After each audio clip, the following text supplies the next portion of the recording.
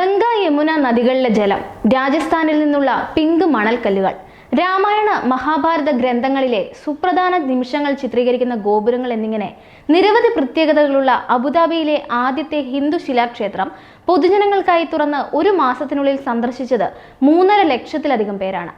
ഫെബ്രുവരിയിൽ പ്രധാനമന്ത്രി നരേന്ദ്രമോദി ഉദ്ഘാടനം ചെയ്ത ക്ഷേത്രം മാർച്ച് 1-ാം തീയതിയാണ് സന്ദർശകർക്കായി തുറന്നുകൊടുത്തത്.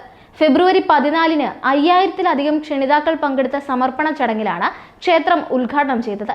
ആദ്യ മാസത്തിൽ സന്ദർശകരും ഭക്തരുമായി എത്തിയ 3.5 ലക്ഷം പേരിൽ 50,000 പേർ വീക്കെൻഡ് ദിനങ്ങളിലെ സന്ദർശകരാണ്.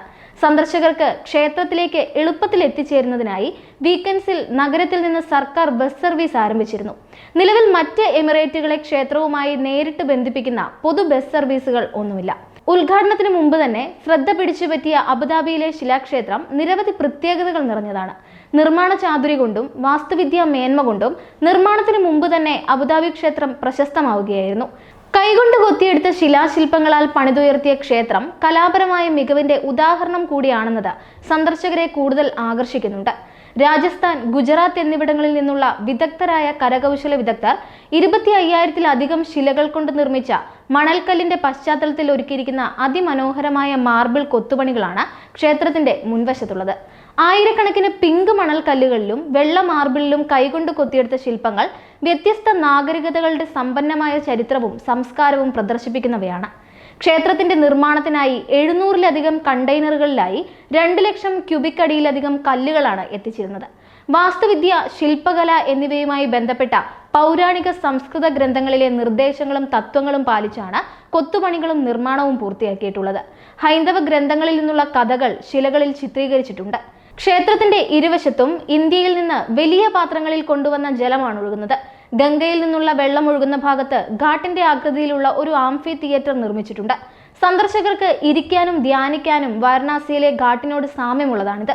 ക്ഷേത്രത്തിലേക്ക് കല്ലുകൾ കയറ്റിക്കൊണ്ടുപോയ മരത്തടികളും പാത്രങ്ങളും ഉപയോഗിച്ച് നിർമ്മിച്ച ഫർണിച്ചറുകൾ മറ്റൊരു ആകർഷണമാണ്. ക്ഷേത്രത്തിന്റെ പുറം ഭിത്തികൾ ഇന്ത്യയിൽ നിന്നുള്ള മണൽക്കല്ലുകൾ ഉപയോഗിച്ചാണ് നിർമ്മിച്ചിട്ടുള്ളത്. വെളുത്ത ഇറ്റാലിയൻ മാർബിളിൽ നിർമ്മിച്ച അകത്തളങ്ങൾ സങ്കീർണമായി രൂപകൽപ്പന ചെയ്തിട്ടുള്ളവയാണ്.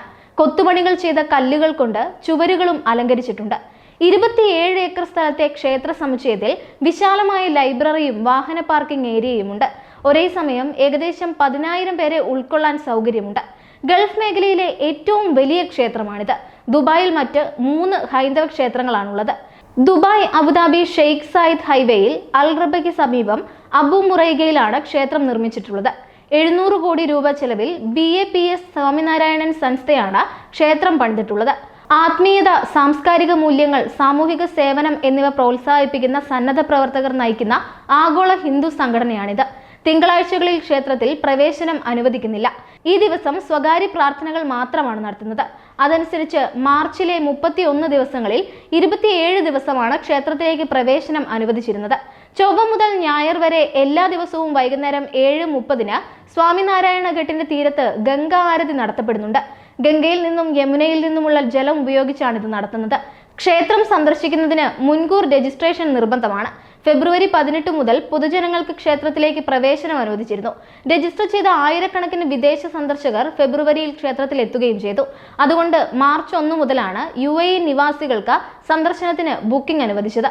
ക്ഷേത്ര സന്ദർശനത്തിന് ബാബ്സ് ഹിന്ദു മന്ദിറിന്റെ ഔദ്യോഗിക വെബ്സൈറ്റിലോ ഫെസ്റ്റിവൽ ഓഫ് ഹാർമണി എന്ന മൊബൈൽ ആപ്ലിക്കേഷൻ ഡൗൺലോഡ് ചെയ്ത് അതുവഴിയോ ആണ് രജിസ്റ്റർ ചെയ്യേണ്ടത്. ക്ഷേത്രം കാണാനെത്തുന്നവർ ഇതിനായി ഫീസ് ഒന്നും നൽകേണ്ടതില്ല.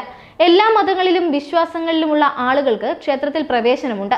രാവിലെ 9 മണി മുതൽ രാത്രി 8 വരെ ക്ഷേത്രം സന്ദർശകർക്കായി തുറന്നിരിക്കും.